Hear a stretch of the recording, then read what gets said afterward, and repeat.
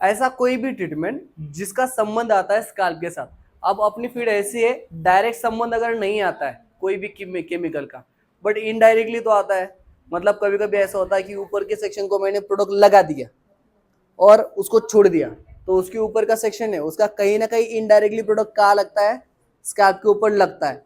तो वो हर एक चीज के लिए मुझे सबसे पहले समझना होता है स्काल्प को भी। तो स्काल्प किस तरह का है, स्काल्प हेल्थी है, अनहेल्थी है, उसके हाइजीनिंग कैसे हुए, मतलब डैंड्रफ है कि नहीं है तो कौन सा है, ऑयली है क्या ड्राई है।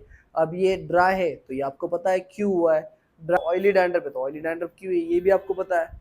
स्कैल्प ऑयली है, स्कैल्प क्यों ऑयली है, स्कैल्प ऑयली है बिकॉज आपके बॉडी के अंदर से जो सेबेसियस ग्लैंड है उसकी वजह से ऑयल ज्यादा रेडी हुआ है, ज्यादा तैयार हुआ है, उसकी वजह से भी होता है।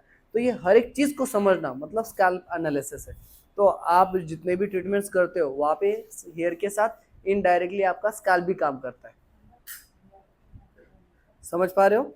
देन उसके बाद हम लोगों को समझना पड़ता है इलास्टिसिटी। इलास्टिसिटी का मतलब क्या होता है कि एक हेयर की खींचने की क्षमता को हम कहते हैं इलास्टिसिटी।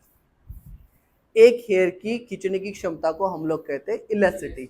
अब ये जो इलास्टिसिटी होती है ये क्या होती है, अगर आपका हेयर आपने यहाँ पे एक होल्ड कर दिया उसको खींच रहे और वो तुरंत टूट गया तो उसे कहेंगे हम लोग लो इलास्टिसिटी।